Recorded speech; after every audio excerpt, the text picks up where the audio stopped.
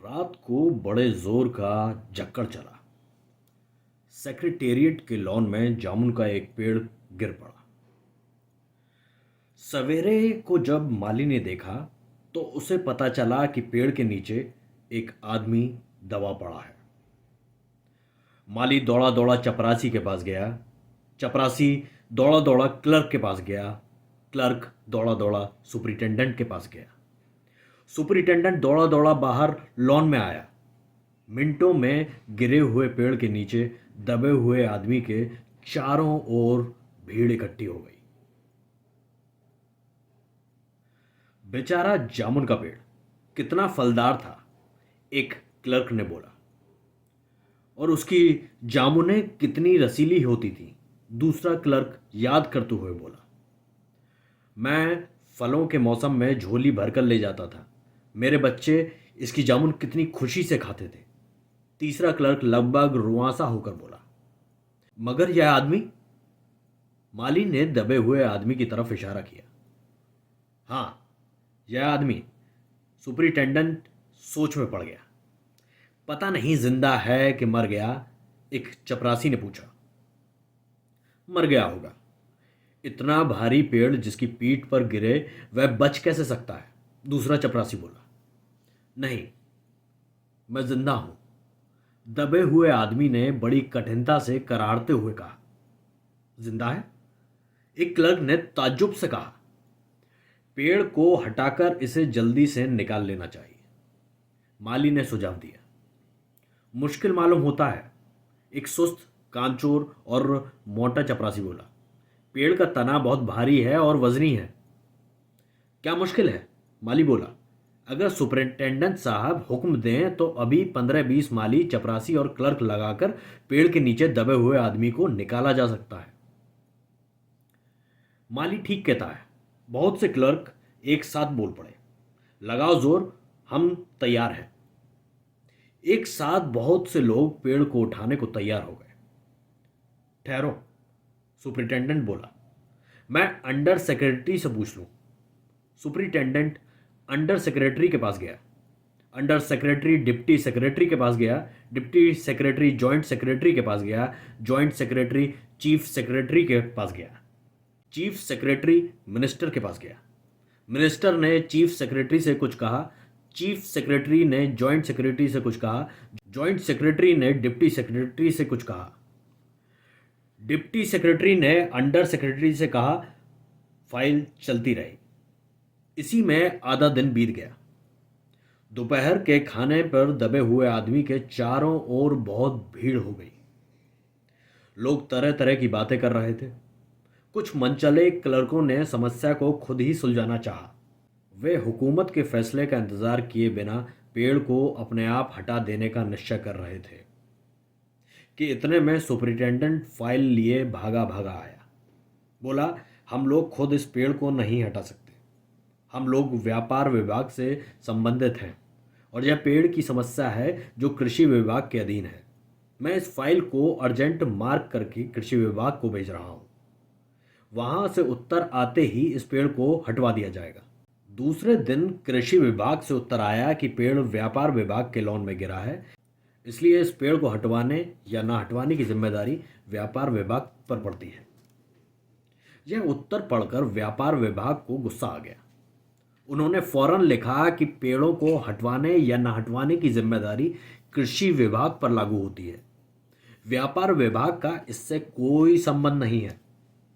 दूसरे दिन भी फाइल चलती रही। शाम को जवाब आ गया, हम इस मामले को हॉर्टिकल्चर डिपार्टमेंट के हवाले कर रहे हैं, क्योंकि यह एक फलदार पेड़ का मामला है और एग्रीकल्चर डिपार्टमेंट अनाज और खेतीबाड़ी के मामलों में फैसला करने का हकदार है। जामुन का पेड़ चूंकि एक फलदार पेड़ है, इसलिए यह पेड़ हॉर्टिकल्चर डिपार्टमेंट के अंतर्गत आता है। रात को माली ने दबे हुए आदमी को दाल भात खिलाया, जबकि उसके चारों तरफ पुलिस का पहरा था कि कहीं लोग कानून को अपने हाथ में लेकर पेड़ को खुद से हटवाने की कोशिश ना करें। मगर एक पुलिस कांस्टेबल को दया आ गई और उसने माली को दबे हुए आदमी को खाना खिलाने की इजाज़त दे दी। माली ने दबे हुए आदमी से कहा, तुम्हारी फाइल चल रही है, उम्मीद है कल तक फैसला हो जाएगा। दबा हुआ आदमी कुछ नहीं बोला। माली ने पेड़ के तने को ध्यान से देखकर कहा, अच्छा हुआ कि तना तुम्हारे कूल्हे पर गिरा, अगर कमर पर गिरता तो रीढ़ की हड्डी टूट जाती। दबा हुआ आदमी फिर भी कुछ नहीं बोला। माली ने फिर कहा, तुम्हारा यहाँ कोई वारिस है तो मुझे उसका अता पता बताओ, मैं उन्हें खबर देने की कोशिश करूँगा। मैं लावारिस हूँ, दबे हुए आदमी ने बड़ी मुश्किल से कहा। माली खेद प्रकट करता हुआ वहां से हट गया। तीसरे दिन हॉर्टिकल्चर डिपार्टमेंट से जवाब आ गया। बड़ा कड़ा जवाब था और व्यंग्यपूर्ण। हॉर्टिकल्चर डिपार्टमेंट का सेक्रेटरी साहित्य प्रेमी आदमी जान पड़ता था। उसने लिखा था, आश्चर्य है इस समय जब हम पेड़ लगाओ स्कीम ऊंचे स्तर पर चला रहे हैं, हमारे देश में ऐसे सरकारी अफसर मौजूद हैं जो पेड़ को काटने का सुझाव देते हैं, और वह भी जामुन के पेड़ को जिसके फल जनता बड़े चाव से खाती है। हमारा विभाग किसी हालत में इस फलदार वृक्ष को काटने की इजाजत नहीं दे सकता। अब क्या किया जाए? इस पर एक मनचले ने कहा, अगर पेड़ काटा नहीं जा सकता तो इस आदमी को ही काट कर निकाल लिया जाए। यह देखिए, उस आदमी ने इशारे से बताया, अगर इस आदमी को ठीक बीच में से यानी धड़ से काटा जाए तो आधा आदमी इधर से निकल जाएगा, आधा आदमी उधर से निकल जाएगा और पेड़ वहीं का वहीं रह जाएगा। मगर इस तरह तो मैं मर जाऊंगा, दबे हुए आदमी ने आपत्ति प्रकट करते हुए कहा। यह भी ठीक कहता है, एक क्लर्क बोला। आदमी को काटने वाली युक्ति प्रस्तुत करने वाले ने भरपूर विरोध किया। आप जानते नहीं हैं, आजकल प्लास्टिक सर्जरी कितनी उन्नति कर चुकी है। मैं तो समझता हूं अगर इस आदमी को बीच में से काट कर निकाल लिया जाए तो प्लास्टिक सर्जरी से धड़ के स्थान से इस आदमी को फिर से जोड़ा जा सकता है। इस बार फाइल को मेडिकल डिपार्टमेंट में भेज दिया गया। मेडिकल डिपार्टमेंट ने फौरन एक्शन लिया और जिस दिन फाइल उनके विभाग में पहुंची उसके दूसरे ही दिन उन्होंने अपने विभाग का सबसे योग्य प्लास्टिक सर्जन छानबीन के लिए भेज दिया। सर्जन ने दबे हुए आदमी को अच्छी तरह टटोल कर, उसका श्वास देखकर, खून का दबाव देखकर, नाड़ी की गति को परखा, दिल और फेफड़ों की जांच करके रिपोर्ट भेज दी कि इस आदमी का प्लास्टिक ऑपरेशन तो हो सकता है और ऑपरेशन सफल भी होगा, मगर आदमी मर जाएगा। इसलिए यह फैसला भी रद्द कर दिया गया। रात को माली ने दबे हुए आदमी के मुंह में खिचड़ी डालते हुए उसे बताया कि अब मामला ऊपर चला गया है। सुना है कि कल सेक्रेटेरिएट के सारे सेक्रेटरियों की मीटिंग होगी, उसमें तुम्हारा केस रखा जाएगा। उम्मीद है सब काम ठीक हो जाएगा। दबा हुआ आदमी एक आह भरकर धीरे से बोला, ये तो माना कि तगाफुल ना करोगे लेकिन खाक हो जाएंगे हम तुमको खबर होने तक। माली ने अचंभे से मुंह में उंगली दबा ली और चकित भाव से बोला, क्या तुम शायर हो? दबे हुए आदमी ने धीरे से सर हिला दिया। दूसरे दिन माली ने चपरासी को बताया, चपरासी ने क्लर्क को बताया, क्लर्क ने हेड क्लर्क को। थोड़ी ही देर में सेक्रेटेरिएट में यह अफवाह फैल गई कि दबा हुआ आदमी शायर है। बस फिर क्या था, लोगों का झुंड शायर को देखने के लिए उमड़ पड़ा। इसकी चर्चा शहर में भी फैल गई और शाम तक गली गली से शायर जमा होने शुरू हो गए। सेक्रेटेरिएट का लॉन भांति भांति के कवियों से भर गया और दबे हुए आदमी के चारों ओर कवि सम्मेलन का सा वातावरण उत्पन्न हो गया। सेक्रेटेरिएट के कई क्लर्क और अंडर सेक्रेटरी तक, जिन्हें साहित्य और कविता से लगाव था, रुक गए। कुछ शायर दबे हुए आदमी को अपनी कविताएं और दोहे सुनाने लगे। कई क्लर्क उसको अपनी कविता पर आलोचना करने को मजबूर करने लगे। जब यह पता चला कि दबा हुआ आदमी एक कवि है तो सेक्रेटेरिएट की सब कमेटी ने फैसला लिया कि चूंकि दबा हुआ आदमी एक कवि है, इसलिए इस फाइल का संबंध ना एग्रीकल्चर डिपार्टमेंट से है, ना हॉर्टिकल्चर डिपार्टमेंट से, बल्कि सिर्फ कल्चरल डिपार्टमेंट से है। कल्चरल डिपार्टमेंट से अनुरोध किया गया कि जल्द से जल्द मामले का फैसला करके अभागे कवि को इस फलदार पेड़ से छुटकारा दिलाया जाए। फाइल कल्चरल डिपार्टमेंट के अनेक विभागों से गुजरती हुई साहित्य अकादमी के सेक्रेटरी के पास पहुंची। बेचारा सेक्रेटरी उसी समय अपनी गाड़ी में सवार होकर सेक्रेटेरिएट पहुंचा और दबे हुए आदमी से इंटरव्यू लेने लगा। तुम कवि हो? उसने पूछा। जी हाँ, दबे हुए आदमी ने जवाब दिया। किस उपनाम से शोभित हो? ओस। ओस? सेक्रेटरी जोर से चीखा। क्या तुम वही ओस हो जिसका गद्य संग्रह ओस के फूल अभी हाल ही में प्रकाशित हुआ है? दबे हुए कवि ने हुंकार में सिर हिलाया। क्या तुम हमारी अकादमी के मेंबर हो? सेक्रेटरी ने पूछा। नहीं। आश्चर्य है, सेक्रेटरी जोर से चीखा। इतना बड़ा कवि, ओस के फूल का लेखक और हमारी अकादमी का मेंबर नहीं है। उफ, कैसी भूल हो गई हमसे।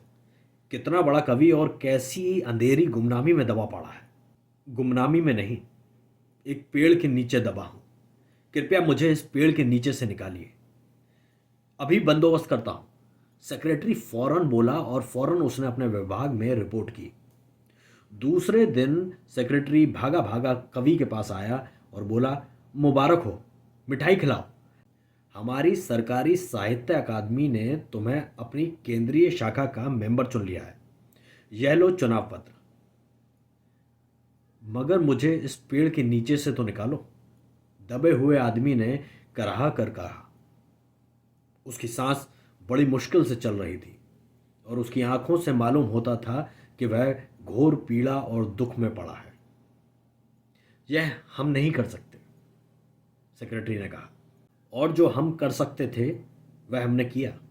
बल्कि हम तो यहां तक कर सकते हैं कि अगर तुम मर जाओ तो तुम्हारी बीवी को वजीफा दे सकते हैं। अगर तुम दरखास्त दो तो हम वह भी कर सकते हैं। मैं अभी जीवित हूं। कवि रुक रुक कर बोला, मुझे जिंदा रखो। मुसीबत यह है, सरकारी साहित्य अकादमी का सेक्रेटरी हाथ मलते हुए बोला, हमारा विभाग सिर्फ कल्चर से संबंधित है। पेड़ काटने का मसला कलम दवात से नहीं, आरी कुल्हाड़ी से संबंधित है। उसके लिए हमने फॉरेस्ट डिपार्टमेंट को लिख दिया है और अर्जेंट लिखा है। शाम को माली ने आकर दबे हुए आदमी को बताया, कल फॉरेस्ट डिपार्टमेंट के आदमी आकर इस पेड़ को काट देंगे और तुम्हारी जान बच जाएगी। माली बहुत खुश था। दबे हुए आदमी का स्वास्थ्य जवाब दे रहा था, मगर वह किसी न किसी तरह अपने जीवन के लिए लड़े जा रहा था। कल सवेरे तक किसी न किसी तरह उसे जीवित रहना है। दूसरे दिन जब फॉरेस्ट डिपार्टमेंट के आदमी आरी कुल्हाड़ी लेकर पहुंचे तो उनको पेड़ काटने से रोक दिया गया। मालूम हुआ कि विदेश विभाग से हुक्म आया था कि इस पेड़ को ना काटा जाए। कारण यह था कि इस पेड़ को 10 साल पहले पिटोनिया राज्य के प्रधानमंत्री ने सेक्रेटेरिएट के लॉन में लगाया था। अब अगर यह पेड़ काटा गया तो इस बात का काफ़ी अंदेशा था कि पिटोनिया सरकार से हमारे संबंध सदा के लिए बिगड़ जाएंगे। मगर एक आदमी की जान का सवाल है, एक क्लर्क चिल्लाया। दूसरी ओर दो राज्य के संबंधों का सवाल है। दूसरे क्लर्क ने पहले क्लर्क को समझाया, और यह भी तो समझो कि पिटोनिया सरकार हमारे राज्य को कितनी सहायता देती है। क्या हम उनकी मित्रता की खातिर एक आदमी के जीवन का भी बलिदान नहीं कर सकते? कवि को मर जाना चाहिए, निसंदेह।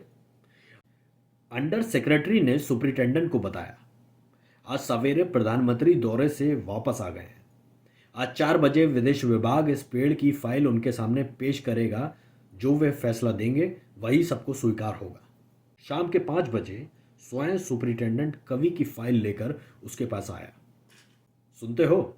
आते ही वह खुशी से फाइल को हिलाते हुए चिल्लाया, प्रधानमंत्री ने इस पेड़ को काटने का हुक्म दे दिया और इस घटना की सारी अंतर्राष्ट्रीय जिम्मेदारी अपने सिर ले ली है। कल यह पेड़ काट दिया जाएगा और तुम इस संकट से छुटकारा हासिल कर लोगे।